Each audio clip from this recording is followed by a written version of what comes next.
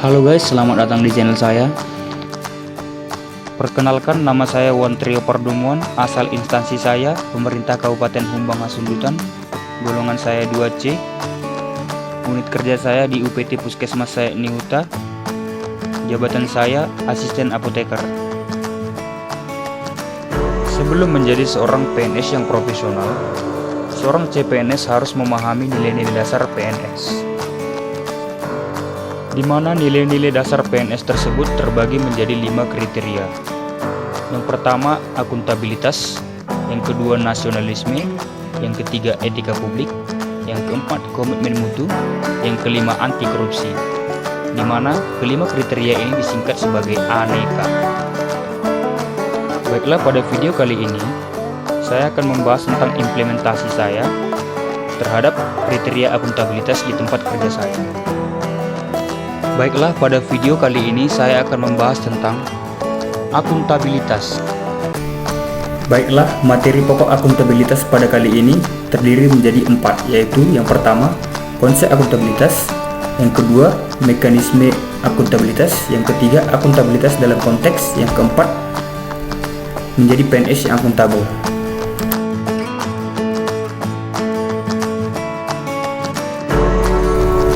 Perbedaan akuntabilitas dan responsibilitas. Akuntabilitas dapat diartikan sebagai kewajiban pertanggungjawaban yang harus dicapai atau yang dapat dipertanggungjawabkan. Responsibilitas adalah kewajiban untuk bertanggung jawab atau tanggung jawab. Definisi akuntabilitas. Akuntabilitas merujuk pada kewajiban setiap individu, kelompok, atau institusi untuk memenuhi tanggung jawab yang menjadi amanahnya, yaitu menjamin terwujudnya nilai-nilai publik. Nilai-nilai publik mampu mengambil pilihan yang tepat dan benar ketika terjadi konflik kepentingan antara kepentingan publik dengan kepentingan sektor, kelompok, dan pribadi. Memiliki pemahaman dan kesadaran untuk menghindari dan mencegah keterlibatan PNS dalam politik praktis. Memperlakukan warga secara sama dan adil dalam penyelenggaraan, pemerintahan, dan pelayanan publik. Menunjukkan sikap dan perilaku yang konsisten dan dapat diandalkan sebagai penyelenggara pemerintahan. Aspek-aspek akuntabilitas terbagi menjadi 5 aspek. Yang pertama, akuntabilitas adalah sebuah hubungan, yaitu hubungan dua pihak antara individu atau kelompok atau institusi dengan negara dan masyarakat. Yang kedua, berorientasi kepada hasil.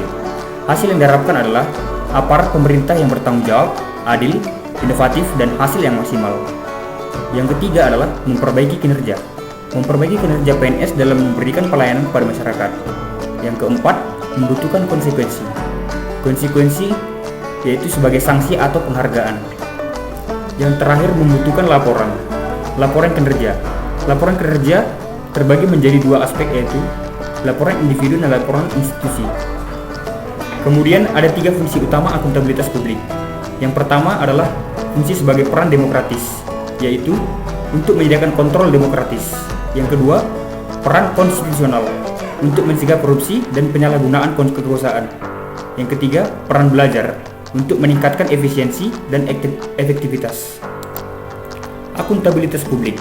Akuntabilitas publik terbagi menjadi 2 aspek, yaitu akuntabilitas vertikal dan horizontal. Akuntabilitas vertikal, pertanggungjawaban kepada otoritas yang lebih tinggi. Akuntabilitas horizontal, pertanggungjawaban kepada masyarakat luas. Kemudian tingkatan akuntabilitas. Tingkatan akuntabilitas terbagi menjadi 5 tingkat.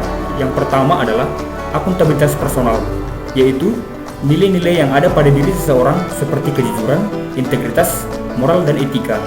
Yang kedua adalah akuntabilitas individu, hubungan antara individu dan lingkungan kerjanya, yaitu antara PNS dengan instansinya sebagai pemberi kewenangan. Yang ketiga, akuntabilitas kelompok, yaitu kinerja sebuah institusi biasanya dilakukan atas kerjasama kelompok. Yang keempat, akuntabilitas organisasi, yaitu hasil pelaporan kinerja yang telah dicapai. Yang kelima, akuntabilitas stakeholder, yaitu adalah tanggung jawab organisasi pemerintah untuk mewujudkan pelayanan dan kinerja yang adil, responsif, dan bermartabat. Materi pokok bahasan yang kedua adalah mekanisme akuntabilitas. Akuntabilitas terbagi menjadi 4 dimensi. Yang pertama adalah akuntabilitas kejujuran dan hukum, yaitu terkait dengan kepatuhan terhadap hukum dan peraturan yang berlaku. Yang kedua, akuntabilitas proses, yaitu apakah prosedur yang digunakan sudah baik dalam hal kecukupan sistem informasi akuntansi, sistem informasi manajemen, prosedur administrasi. Yang ketiga adalah akuntabilitas program. Apakah tujuan yang ditetapkan dapat tercapai? Apakah ada alternatif program lain yang memberikan hasil maksimal dengan biaya yang minimal? Yang keempat, akuntabilitas kebijakan, yaitu terkait dengan pertanggungjawaban pemerintah atas kebijakan yang diambil terhadap DPR atau DPRD dengan masyarakat luas. Kemudian, mekanisme akuntabilitas birokrasi Indonesia dimulai dengan perencanaan strategis, yaitu RPJP, RPJM, RKP, Renstra, atau SKP. Kemudian dilanjutkan dengan kontrak kinerja, kemudian adanya laporan kinerja atau LAKIP. Untuk menciptakan lingkungan kerja yang akuntabel, maka seorang PNS harus memiliki beberapa karakter berikut, yaitu kepemimpinan, transparansi, keseimbangan, integritas, tanggung jawab, kejelasan, keadilan, kepercayaan, dan konsistensi.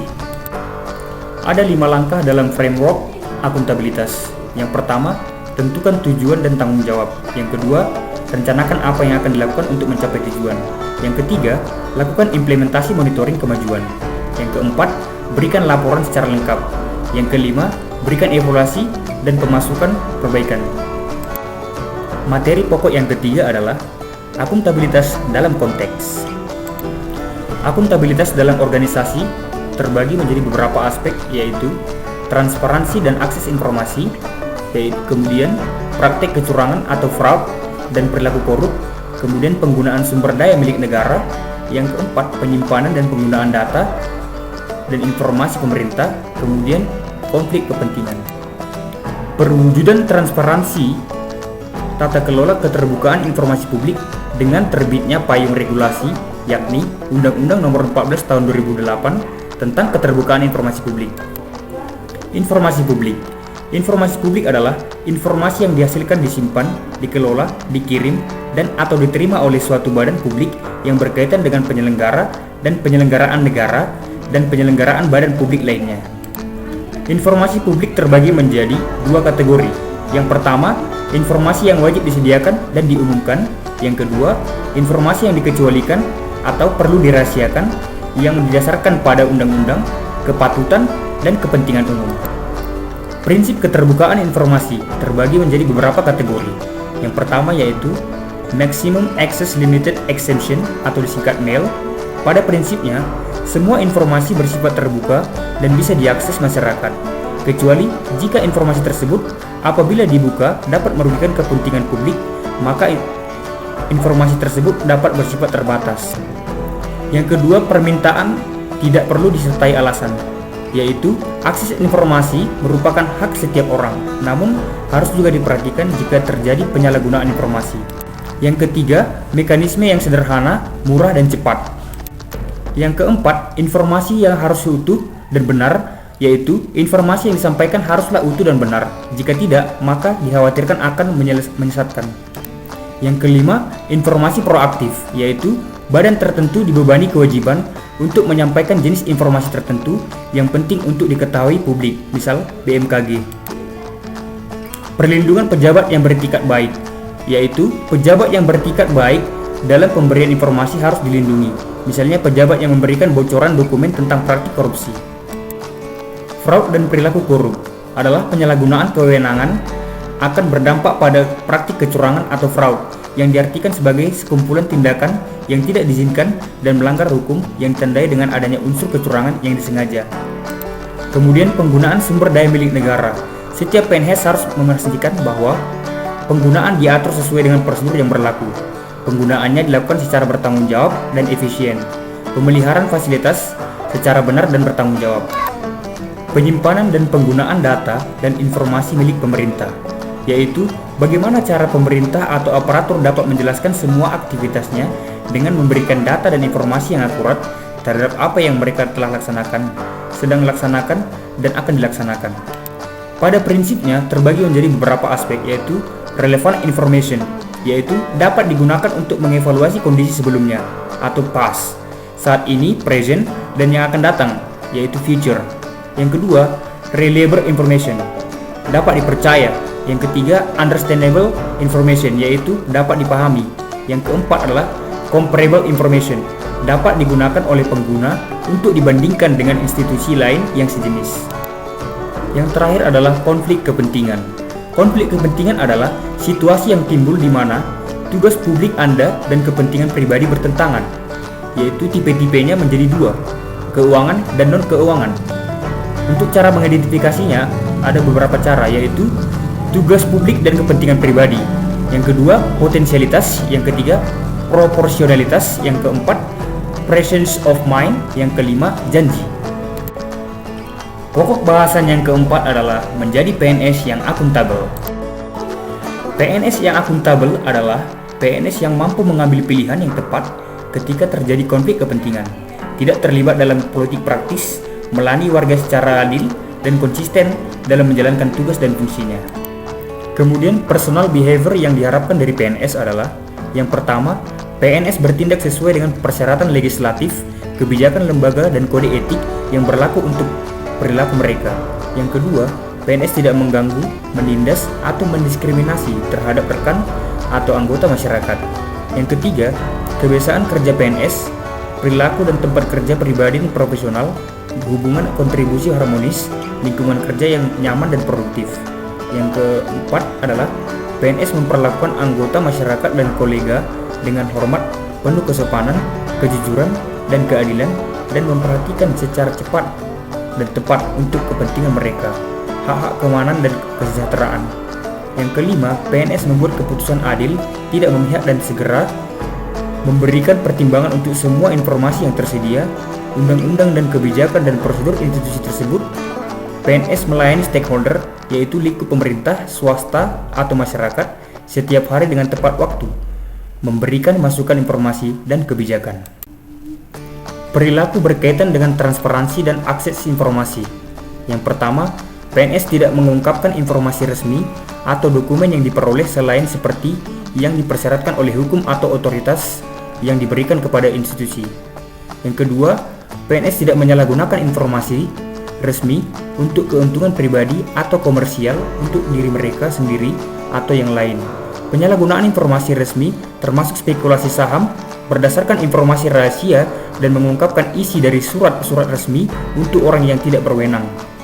Yang ketiga, PNS mematuhi persyaratan legislatif, kebijakan setiap instansi dan semua arahan yang sah lainnya mengenai komunikasi dengan pimpinannya di tingkat kementerian atau lembaga atau daerah, yaitu menteri, kepala lembaga, kepala daerah, staf menteri, anggota media, dan masyarakat pada umumnya. Untuk menghindari perilaku curang dan koruptif, PNS harus memiliki beberapa sifat ataupun karakter seperti berikut, yaitu PNS tidak dapat terlibat dalam penipuan atau korupsi. Kemudian, PNS dilarang berbuat curang dalam menggunakan posisi dan kewenangan mereka untuk keuntungan pribadi. Kemudian, PNS melaporkan setiap pelanggaran kode etik. Kemudian, PNS dilarang untuk melakukan penipuan yang menyebabkan kerugian keuangan aktual atau potensial untuk setiap orang atau institusinya. PNS melaporkan setiap perilaku curang atau korup. Kemudian yang terakhir, PNS memahami dan menerapkan kerangka akuntabilitas yang berlaku di sektor publik. Perilaku PNS terhadap penggunaan sumber daya milik negara, yaitu PNS bertanggung jawab untuk pengeluaran yang resmi. PNS menggunakan sumber daya yang didanai publik secara teliti dan efisien. Hal ini termasuk fasilitas kantor dan peralatan, kendaraan, voucher biaya taksi, kredit korporasi kartu, dan pembelian barang dan jasa. Kemudian PNS hanya menggunakan pengeluaran yang berhubungan dengan pekerjaan. PNS tidak menggunakan waktu kantor atau sumber daya untuk pekerjaan partai politik atau keuntungan pribadi atau keuangan. Kemudian PNS mematuhi kebijakan dan pedoman dalam penggunaan setiap instansi, komputasi, dan komunikasi fasilitas dan menggunakan sumber daya tersebut secara bertanggung jawab. PNS berhati-hati untuk memastikan bahwa setiap perjalanan dinas yang dilakukan untuk tujuan resmi dan benar-benar diperlukan. Yang terakhir, PNS menggunakan kekayaan dan barang milik negara secara bertanggung jawab, efektif, dan efisien. Adapun perilaku berkaitan dengan penggunaan data dan informasi pemerintah, PNS haruslah sebagai berikut. Yang pertama, PNS bertindak dan mengambil keputusan secara transparan. Kemudian PNS menjamin penyimpanan informasi yang bersifat rahasia. Kemudian PNS mematuhi perencanaan yang telah ditetapkan. PNS diperbolehkan berbagi informasi untuk mendorong efisiensi dan kreativitas. Kemudian PNS menjaga kerahasiaan yang menyangkut kebijakan negara. Kemudian PNS memberikan informasi secara benar dan tidak menyesatkan kepada pihak lain yang memerlukan informasi terkait kepentingan kedinasan. Yang terakhir, PNS tidak menyalahgunakan informasi internegara, tugas, status, kekuasaan, dan jabatannya untuk mendapat atau mencari keuntungan atau manfaat bagi diri sendiri atau untuk orang lain. Kemudian, perilaku yang berkaitan dengan konflik kepentingan. PNS harus dapat memastikan kepentingan pribadi atau keuangan tidak bertentangan dengan kemampuan mereka untuk melakukan tugas-tugas resmi mereka dengan tidak memihak. Kemudian, ketika konflik kepentingan yang timbul antara kinerja, tugas publik, dan kepentingan pribadi atau personal, maka PNS dapat memilih untuk kepentingan umum. PNS memahami bahwa konflik kepentingan sebenarnya dianggap ada atau berpotensi ada di masa depan. Kemudian, jika muncul konflik, PNS dapat melaporkan kepada pimpinan secara tertulis untuk mendapatkan bimbingan mengenai cara terbaik dalam mengelola situasi secara tepat.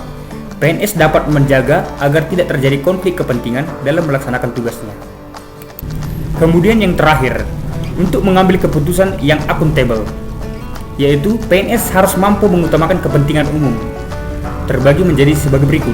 Yang pertama, memastikan tindakan dan keputusan yang berimbang dan tidak bias. Yang kedua, bertindak adil dan mematuhi prinsip-prinsip due process. Yang ketiga, akuntabel dan transparan. Yang keempat, melakukan pekerjaan secara penuh, efektif dan efisien. Yang kelima, berperilaku sesuai dengan standar sektor publik, kode. Yang keenam, sektor publik etika sesuai dengan organisasinya. Yang ketujuh atau yang terakhir adalah mendeklarasikan secara terbuka bila terjadi adanya potensi konflik kepentingan. Terdapat beberapa nilai-nilai dasar akuntabilitas dalam mencapai lingkungan kerja yang akuntabel, yaitu kepemimpinan, transparansi, integritas, tanggung jawab, keadilan, kepercayaan, keseimbangan, kejelasan, konsistensi, profesional.